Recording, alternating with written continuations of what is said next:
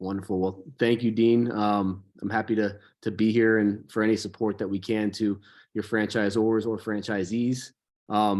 What Two Ladders does is we really specialize in recruitment marketing with a specialty in sourcing high volume quality applicants for you to process as a direct hire. We've seen that obviously there's an immense cost savings when you can push people through as a direct hire. There's many different forms of people that are applying for your positions currently. There's passive, active, and inactive job seekers. So what we found is when you treat your potential applicants like customers, we can hit them with very specialized content about the jobs that you're looking to fill, and it in turn saves you money in the long run. Not a lot of people look at utilizing marketing as a recruitment tool. It's really specialized in really hitting that passive job seeker. We've seen that over 70% of job seekers are passive on the global workforce. So you want to make sure that you're really allocating dollars towards that passive talent. And then the main thing that we can do with some of these processes is we find that there's creating a clear path to apply is a very, very difficult thing for any company, no matter what business you're in. And so we try to make sure that we figure out those friction points and break them down. So whatever platform that people are applying for, is it taking them 20 clicks to get to where they need to go? We want to make sure that we really highlight on making sure that we get them from clicking to apply to submission as quickly as possible. And that's where we find the breakdown is a lot with our franchisees and franchisors. What we've seen recently is with some of them that we've been working with is that a lot of these applications are going to the corporate level, and some of the single unit or multi-unit operators are wondering where these applications are going. And when there's over like a 90% drop off in people that are applying that have no place to find where they're going, that's a problem. So we're really breaking it down from the get-go of let's make sure that we have a clear path to apply.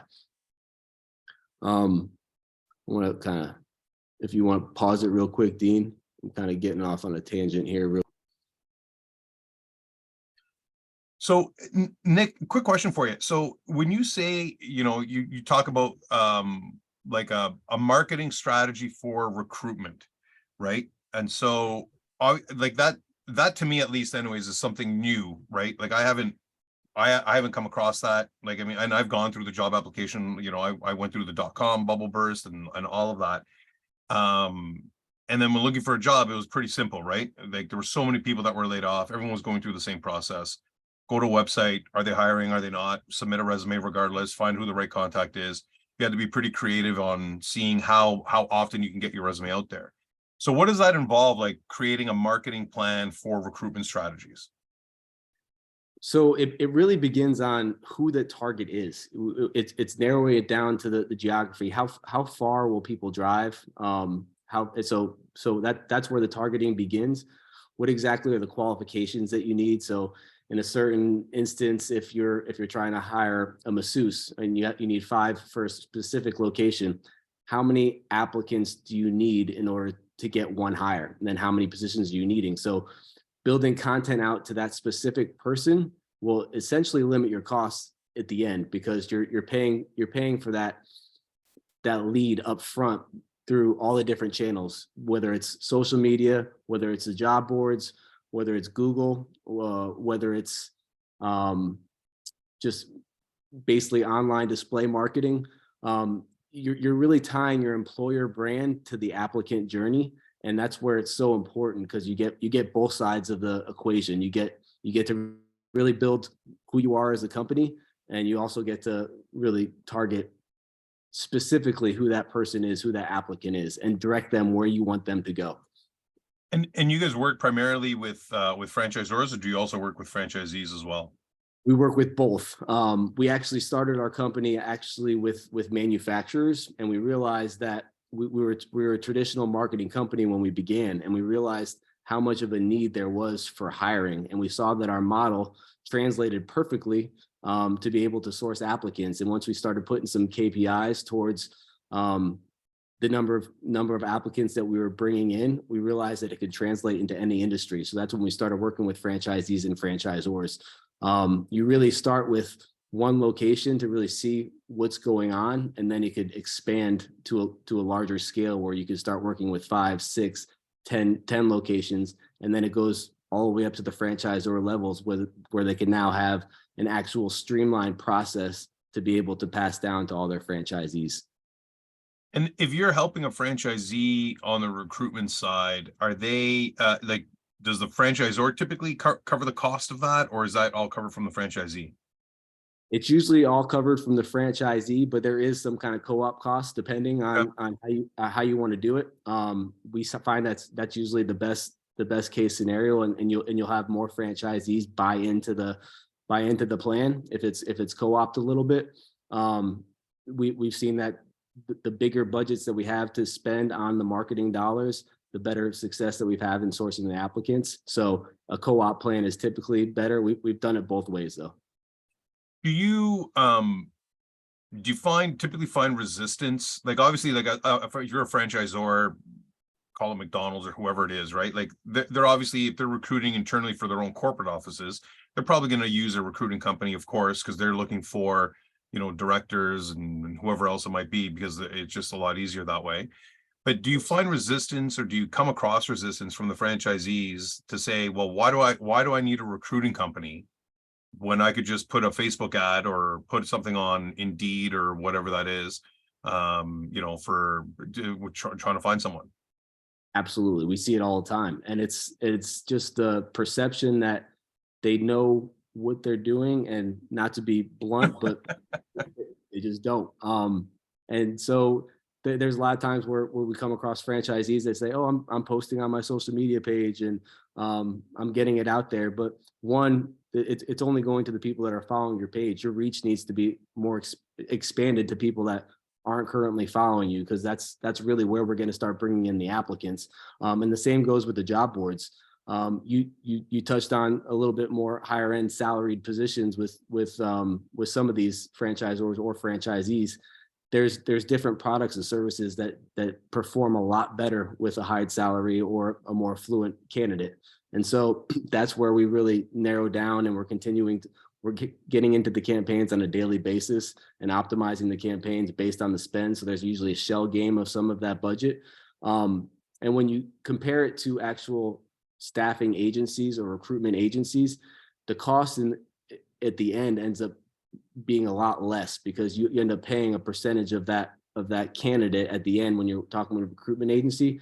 But when you're paying for the advertising on the front end, and that's actually sourcing applicants and getting you those hires, you save a ton of money, because one, you're building employer branding, and you're getting the applicants and the hires that you need on the front end. So all the money is working towards you and not going out the door. Do you guys, like, in the programs that you guys put together, is it do people contract for a set amount of time, or is it like a one-time thing, or is it, hey, we're going to be your recruitment agency from start to finish for X, and is it flat fee based? Like, what does that structure look like? Absolutely. So we have all those scenarios work, but we typically like to, when we work with franchisees, they say, okay, you're going to fill, I need 3 positions to be filled in this one area. That's the position of need right now. Let's fill that until it happens. And then once we prove the credibility that we have, and that we can source the applicants and get some quality applicants that they end up hiring, they end up adding more positions and adding more locations. And then we start utilizing on not just a month-to-month basis, but continually. So we have a set budget going on each and every month, and new positions come aboard, or new locations need help, and we start allocating those budgets for them. Most of the budgets are our media spend. We have a kind of a retainer that we make on top of that, and then a consulting fee that we really work on all of your hiring processes. So we find out where those break off points are, where people are not getting to the submit application, and we'll work on breaking down those processes and fixing them. Whether it's a stopgap that we need to do beforehand just to really launch the campaigns and make sure that we're not wasting any of those advertising dollars, we'll do that. and then we'll work on a permanent plan to go forth and for future state. Excellent. And are you guys regionally focused? Are you national focused? Like, is there, can you guys go across the country? Can you come into Canada where I'm at, or doesn't matter? Absolutely. We have clients all across the country right now. We're working in 20 states currently.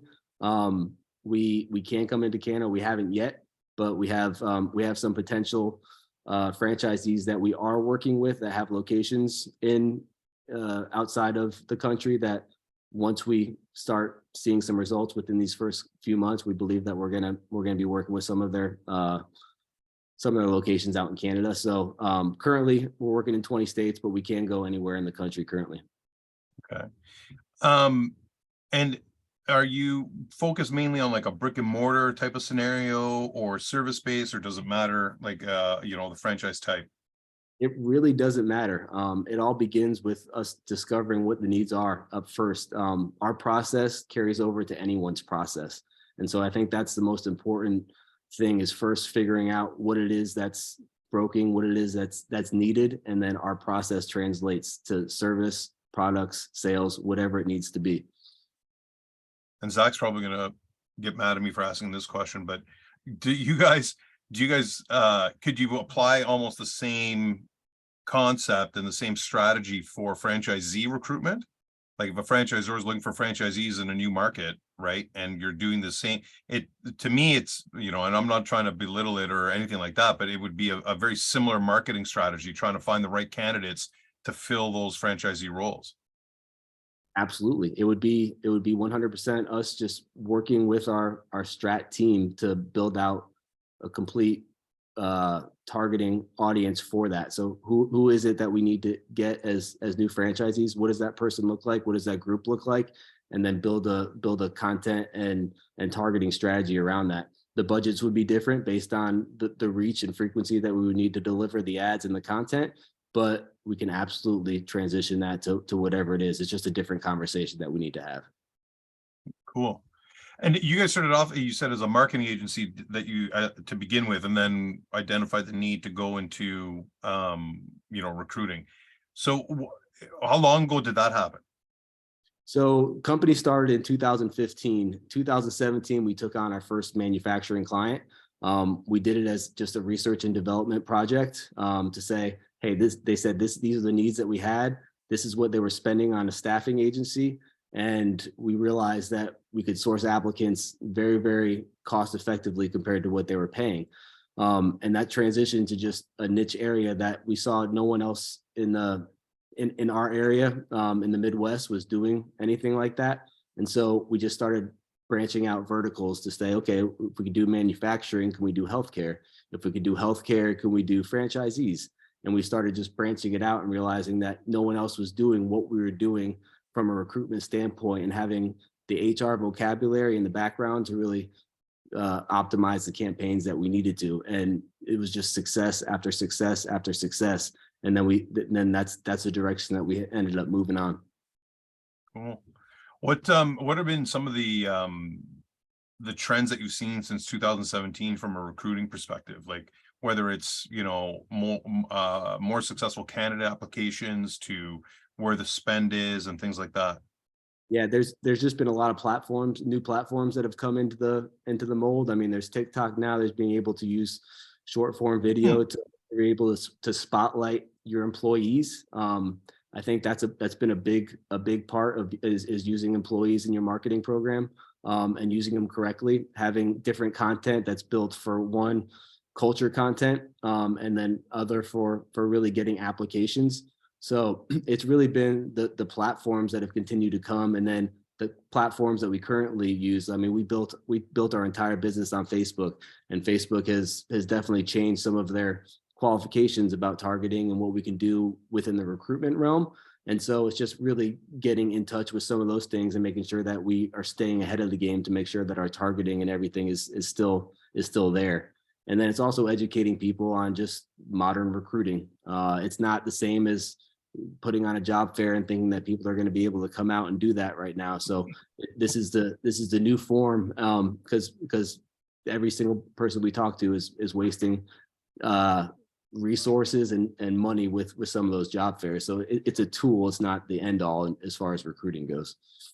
Man, I remember back in the day, they had the job fairs. You drop in and it'd be like at a convention center, and the like 300 high tech firms were there. And this is like, email was there, but no one even thought about emailing, resumes. You have to come in literally with a stack of resumes and dropping them in, and then you run out, and then you have to go to like a Staples or something like that to go get more, photocopies and stuff. It's amazing. I used to be a recruiter, actually. I used to be a tech recruiter for ERP systems for SAP. So on the phones, basically cold calling and sneaking my way through an organization. And we used to call it a good, well, the person who founded it, we used to call it, it was you're doing stickies, right? So that was the trick, was like, hey, I'm looking for Nick Manenti. Is he available? No, sorry, he's not available. Oh, do you have a cell phone number? I had it written down on a sticky, but I spilled my coffee on it and I wasn't able, can you pass that to me? And then sure enough, the reception was kind enough, and then she passed along, that cell phone number, and then I just give you a call directly. But yeah, that was way back when I had a lot more hair and a lot thinner and a lot younger. So, but anyways, all of us were in that same boat. And it's crazy. I mean, to kind of add on to your question about things that have changed. In 2019, there was only like 50% of people that were applying via their cell phone or mobile. 2021, it was about 70%. 2023, it's estimating it's going to be just over 80%. So if you don't have a clear path to apply via mobile, you're done. They're going to be gone. And then millennials are 1 in 10. If you don't have a place to apply via mobile, they're already leaving the process as well. So I mean, that's our current and future workforce. So it's imperative that a lot of these franchisees and franchisors are building a clear path to apply via mobile. Yeah, it still amazes me that some companies still don't even have their websites rendered for mobile. It should be rendered mobile first and then desktop second. But there's still a lot of them out there. So, Absolutely. well, Nick, any parting thoughts? One takeaway you can share with the crowd here? I think it's just if you were to do anything, I would go through your process as you would if you were an applicant. I think it's incredibly important to realize what those people are going through to apply for your job. You can realize all of the access points and the break-off points that could possibly have. No one needs a social security number anymore to apply. You don't need that kind of information from anyone. You don't need a login or username in order to get what you need from that applicant. So go through your process, figure out where that break-off point is, and make it as easy as possible. You don't want there to be 50 to 60 clicks in order for them to submit an application, or it take 15 minutes for the process. You want an easy process, an easy entry into your business. Nice. I like that. That resonates with me because my son was applying at a very large sporting equipment manufacturer retail store, and it was 1,000 clicks to get to where his actual application is. And he got so frustrated, and he's like, I'm not like, if this is how they work, forget it, I'm done. So I was like, all right, buddy, no problem. Whatever you want, just get yourself a job. That's all I care about. So thanks a lot, Nick. I appreciate it. Thank you so much for the time. Excited to see what you guys are going to do in changing the way franchisees and franchisors are recruiting. So that's great. Us too. All right.